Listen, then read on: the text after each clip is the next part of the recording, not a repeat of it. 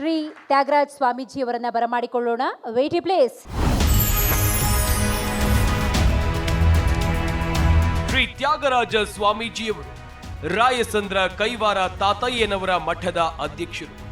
ದೇವನಹಳ್ಳಿ ತಾಲೂಕಿನ ಚಿಕ್ಕಹೊಸಹಳ್ಳಿ ಗ್ರಾಮದವರು. ಇವರು ತಾವು ದುಡಿದ ಹಣದಲ್ಲಿ ಸಮಾಜ ಸೇವೆ, ವಿದ್ಯಾರ್ಥಿಗಳಿಗೆ ಪುಸ್ತಕ, ಪೆನ್ನು ಹಾಗೂ ಅಗತ್ಯ ವಸ್ತುಗಳ ಪೂರೈಕೆ ಮಾಡ್ತಾರೆ. ಹಸಿದವರಿಗೆ ಅನ್ನ, ನಿರ್ಗತಿಕರಿಗೆ ಬಟ್ಟೆ ಒದಗಿಸುವ ಪುಣ್ಯಾತ್ಮ.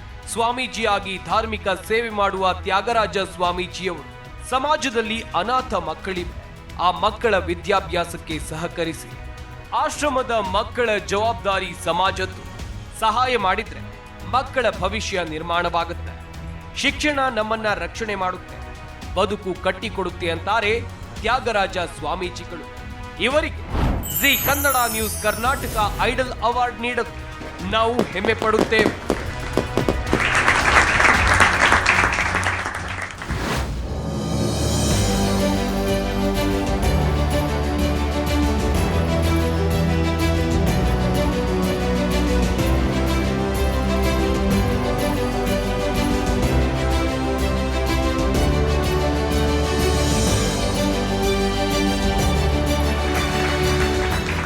ತುಂಬ ಹೃದಯದ ಧನ್ಯವಾದಗಳು ತ್ಯಾಗರಾಜ ಸ್ವಾಮೀಜಿಗಳಿಗೆ. ನನಗೀಗ ಏನಂದರೆ, ನಾನು ಎಷ್ಟು ಸಾಧನೆ ಮಾಡ್ಕೊಂಬಂದಿದ್ದೀನಿ 30 ವರ್ಷದಿಂದ, ಅದರ ಮೇಲ್ಪಟ್ಟಿನ ಹೆಚ್ಚು ಸಾಧನೆ ಮಾಡಬೇಕು ಅನ್ನೋಂಥ ಉದ್ದೇಶ, ಮಕ್ಕಳಿಗೆ ಹೆಚ್ಚಿನ ವಿದ್ಯಾಭ್ಯಾಸ ಮಾಡಿಸೋಂಥ ಉದ್ದೇಶ ನನಗಿದೆ.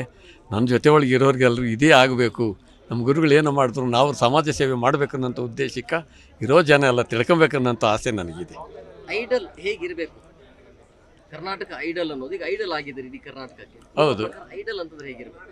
ನಾವು ಸಮಾಜ ಸೇವೆ ಮಾಡೋದ್ರಾಗ ಎಲ್ಲಿ ಬಡತನ ಇದೆ, ಯಾರಿಗೇನು ಬೇಕು ಇನ್ನೊಂಥರ ವಿಚಾರಣೆ ಮಾಡೋಕ್ಕೆ ಹೋಗಬೇಕು. ನಮ್ಮದೇ ದೊಡ್ಡ ಸಮಾಜ ಅಂತಲ್ಲ, ಬೇರೆಯವ್ರಿಗೆ ಯಾರಿಗಾದ್ರೂ ಏನಾದ್ರು ಕಷ್ಟ ಇದೆ, ನಮ್ಮ ಕೈಲಾದ್ರೆ ಸಹಾಯ ಮಾಡೋಂಥದ್ದು. ಮಕ್ಳಿಗೆ ಎಜುಕೇಷನ್ಗೆ ಏನು ಫೀಸ್ ಇಲ್ಲ ಅಂತಾರೆ, ಅವ್ರಿಗೆ ವ್ಯವಸ್ಥೆ ಮಾಡಿಕೊಡೋದು, ಪುಸ್ತಕ ಇಲ್ಲ ಅನ್ನೋದ್ರಿಗೆ ವ್ಯವಸ್ಥೆ ಮಾಡಿಕೊಡೋದು.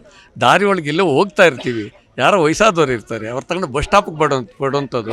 ಇದನ್ನೆಲ್ಲ ನಾವು ಮಾಡೋದು ನೋಡಿ ನಮ್ಗೆ ವಯಸ್ಸಾಗಿದೆ, ನಾವು ಮಾಡ್ತಾ ಇದ್ದೀವಿ ಅಂತೇಳಿ ಬೇರೆಯವ್ರು ಮಾಡೋಕೆ ಅವ್ರು ನೋಡ್ಬೇಕು, ಅವ್ರು ಇಷ್ಟು ಮಾಡ್ತಾವ್ರಲ್ಲ, ನಾವು ಯಾಕೆ ಮಾಡಬಾರ್ದು ಅಂತೇಳಿ ಎಲ್ರಿಗೂ ಒಂದು ಇದಾಗಲಿ ಅನ್ನೋಂಥ ಉದ್ದೇಶಕ್ಕಾಗಿ ನಾನು ಮಾಡ್ತೀನಿ. ಇದೆಲ್ಲ ಇಂದಿನ ಪೀಳಿಗೆ ಅಂದರೆ ಯುವ ಪೀಳಿಗೆ ಏನು ಸಂದೇಶ ಕೊಡ್ತೀರಿ ಈಗಿನ ಡಿಜಿಟಲ್ ಯುಗದಲ್ಲಿ? ಇಲ್ಲ, ಈಗ ನಂದೇನಿದ್ರು ಬರೀ ಸಮಾಜ ಸೇವೆ ಒಂದು ಬಿಟ್ಟರೆ ಬೇರೆ ಇನ್ನೇನು ಬೇರೆ ಥರ ಇದೆಲ್ಲ ನನಗೇನು ಆಸಕ್ತಿ ಇಲ್ಲ. ಬರೀ ಸಮಾಜ ಸೇವೆ ಮಾಡಬೇಕು, ಮಕ್ಕಳಿಗೆ ಎಜುಕೇಷನ್ ಕೊಡಿಸ್ಬೇಕು. ಆಸ್ತಿ ಪಾಸ್ತಿಕ್ಕಿಂತ ಮುಖ್ಯವಾಗಿರೋಂಥದ್ದು ಎಜುಕೇಷನ್ ಮಾಡಿರೋಂಥವ್ರು ಎಲ್ಲಾದರೂ ಬೇಕಾದರೂ ಬದುಕಬಹುದು. ಎಜುಕೇಷನ್ ಇಲ್ಲ ಅಂದರೆ ಏನು ಬದುಕೋಕ್ಕಾಗಲ್ಲ. ಆಸ್ತಿ ಏನು ಮಾಡಲ್ಲ, ಎಜುಕೇಷನ್ ಇರಬೇಕು. ಅದಕ್ಕಾಗಿನ ನಾನು ಎಲ್ಲಿ ಹೋರಾಟ ಮಾಡಬೇಕಾದ್ರು ಹೇಗಿರಬೇಕು? ಬದುಕು ಆನಂದವಾಗಿರಬೇಕು. ನಾವೇನೋ ಮಾಡ್ತಾ ಇದ್ದೀವಿ ಅಂತ ಅದರೊಳಗೆ ಆನಂದ ಕಾಣಬೇಕು. ನಾವು ಮಾಡೋದ್ರೊಳಗೆ ಅದರೊಳಗೆ ಸುಖ ಪಡಬೇಕು, ಅದರೊಳಗೆ ಆನಂದ ಪಡಬೇಕು. ಅದು ನಮ್ಮದು ಆನಂದ. ಮಕ್ಕಳ ಜೊತೆಯೊಳಗೆ ಇರ್ತೀನಿ, ಅದೇ ಒಂದು ಆನಂದ.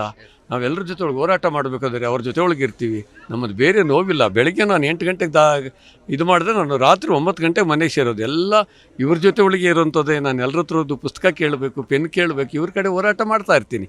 ನನಗೆ ಪುರುಸಂತಂತೇನೂ ಇಲ್ಲ, ನಾನು ಹೋರಾಟ ಮಾಡ್ತಾನೇ ಇರಬೇಕು. ಎಷ್ಟೋ ಜನ ಎಲ್ಲೋ ಕೂತಿರ್ತಾರೆ, ನಾನು ಕೂತಿರ್ಬೇಕನ್ನೋಂಥ ಉದ್ದೇಶ ಇಲ್ಲ. ಗುರುಜಿ, ನಿಮ್ಮ ಸಮಾಜ ಸೇವೆ ಹಾಗೆ ಮುಂದುವರಿಲಿ.